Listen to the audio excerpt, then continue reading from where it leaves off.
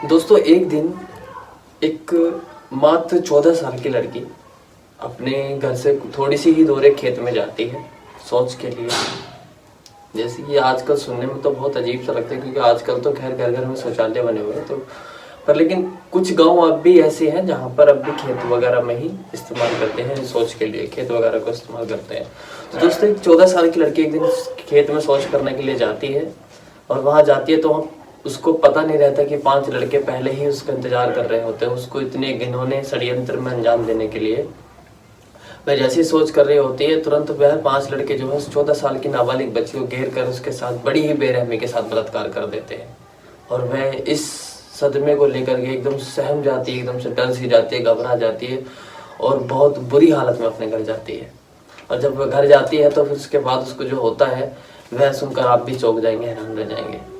दोस्तों इस घटना का पूरा सच जानने के लिए बने रहिए हमारे साथ इस वीडियो के अंत तक। उससे पहले नमस्कार दोस्तों, मैं हेमंत कुमार अपने यूट्यूब चैनल मेजर वारदात में आपका हार्दिक स्वागत करता हूं। कैसे हैं आप सभी? मैं आशा करता हूं आप सभी बहुत अच्छे होंगे, अपना ध्यान रख रहे होंगे। दोस्तों यह जो घटना है यह उत्तर प्रदेश के जिला मऊ की है। जिला मऊ के पास ही एक गाँव की घटना है जिसमें बीते दिन एक लड़की अपने घर से खेत में शौच के लिए जाती है और जब वह जाते जो वह खेत में शौच वगैरह कर रही होती है तो पीछे से 5 लड़के आकर के उसको घेर लेते हैं और घेर लेने के बाद उसके साथ बड़ी ही बेरहमी के साथ उसका बलात्कार कर देते हैं। पहले उसके मुंह को चुन्नी से बांध देते हैं जिससे कि उसकी आवाज़ न निकल पाए, मुंह में रुमाल वगैरह डाल देते हैं तो वो बिल्कुल चीख नहीं पाती, चिल्ला नहीं पाते और इसी दर्द को अंदर ही अंदर सहन करती रहती है। तो वह उस लड़की के साथ बारी बारी से 5 लड़के गैंग रेप जैसी घटना को अंजाम देते हैं।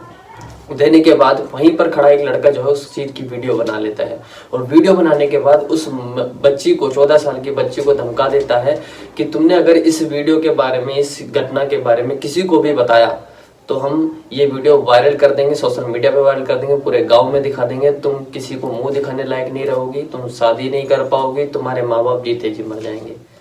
ऐसी ऐसी बात उस बच्ची के दिमाग में डाल देते हैं जिससे वह किसी को कुछ नहीं बता पाती और उसी दर्द को, उस बेरहमी वाले घटना कृत्य को अपने दिमाग में ही सहम कर बैठ जाती है। फिर वह धीरे धीरे अपने घर जाती है। घर जाने के बाद घर जाकर बैठ जाती है। उसकी माँ पूछती है बेटी क्या हुआ, कुछ हुआ है क्या? वो बोलती है नहीं कुछ नहीं हुआ। वह नॉर्मल दिखाने का ढोंग करती है, वह सब कुछ ठीक ठाक दिखाती है पर लेकिन अंदर से वह बहुत ही बुरी तरीके से घुट रही होती है और मर रही होती है। तो कुछ दिन बीतते हैं उसके, जब वो खाने के लिए बैठती है तो उसके बाबा वगैरह जो उसके पिताजी रहते हैं वो पूछते हैं कि बेटी क्या हुआ, तुम खाने को देख ही रही हो, खा क्यों नहीं रही हो उसको? वो खाने को देखती रहती थी बस खाती नहीं थी क्योंकि दिमाग में उसके इतनी बुरी तरीके से डिप्रेशन जैसी बीमारी का शिकार होने जा रही थी वो, क्योंकि वो मन मन उसी चीज को सोचती रहती कि उसके साथ कैसे कैसे लोगों ने इतनी बेरहमी के साथ इस घटना कृत्य को अंजाम दिया है। बस इसी चीज को सोचती रहती है। तो उसके पिताजी जब पूछते तो वो नहीं बताती, कहती कुछ नहीं है बस भूख नहीं है। कहने के बाद खाना रख करके चली जाती। कई दिन इस चीज को बीत जाते हैं। यह घटना है 2 दिसंबर की और घटते दिनांक आती है 20 दिसंबर। 20 दिसंबर को जब उसके पिताजी काफी ज्यादा परेशान हो जाते हैं और उसकी हालत भी काफी, जब वो खाना नहीं खाती टाइम से तो उसकी हालत भी काफी ज्यादा दुबली पतली होती जा रही थी। उसके चेहरे पर अलग ही एक टेंशन सी नजर आ रही थी। और जब होता यह है कि पिताजी कहते हैं उसकी माँ से कि तुम शायद पूछ कर देखो, शायद मुझे नहीं बता रही हो, तुम्हें बता दे, कुछ ऐसी प्रॉब्लम हो जो मैं नहीं सुन सकता, तुम सुन लो। तो उसकी माँ उसको बिठा करके पूछती है कि बेटा कोई बात है तो हमें बताओ, अगर किसी ने कुछ किया है, किसी ने कुछ कहा है तो हमें बताओ, कुछ चीज स्कूल में कुछ बात हुई है, किसी फ्रेंड ने, तुम्हारे गाँव में किसी ने कुछ कहा है तुमसे तो तुम हमें बता सकती हो।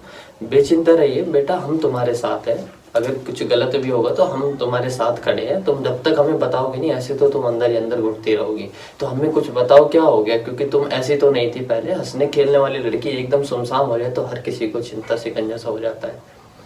तो वह लड़की जो है बहुत तेज एकदम चीख के रोने लग जाती है और रोते रोते अपनी माँ को गले लगा लेती है। जब उसकी माँ पूछती है कि बेटा क्या हुआ जल्दी बताओ, उसके पिताजी बाहर से अंदर आ जाते हैं, बेटा क्या हुआ?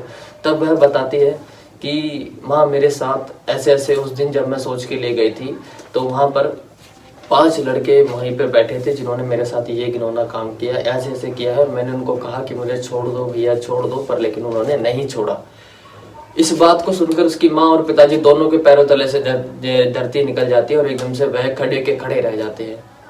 और वह बहुत देर तक तो एकदम ऐसे सुमसाम से हो जाते हैं कि अब क्या करें क्या ना करें, सोचते हैं कि शायद ये कहीं सपना तो नहीं है। और तुरंत वह उस बच्ची को लेकर के पास ही थाने में जाते हैं 20 दिसंबर को। वहां जाकर सारा मामला दर्ज करवाते हैं। तो इस मामले की जो जांच कर रहे होते हैं वो एएसपी महेश सिंह अत्री जी होते हैं। इस मामले की जांच कर रहे थे, वे सारी घटना बच्चे से सुनते हैं। बच्चे आप बेटी खुद ही बताती है। बच्चे को तुरंत ही मेडिकल रिपोर्ट के लिए जांच के लिए भेजा जाता है। तो जांच के लिए जब बच्चे को भेजा जाता है तो तुरंत उन पर जो 5 व्यक्ति रहते हैं उनके सबके नाम बच्चे बता देते हैं, क्योंकि वो गांव के ही लड़के रहते हैं। उनके सबके नाम लिख लिए जाते हैं, प्लस उन पर जो धारा लगाई जाती है आईपीसी की धारा, यौन अपराधों से बच्चों का संरक्षण, पॉक्सो एक्ट लगाया जाता है।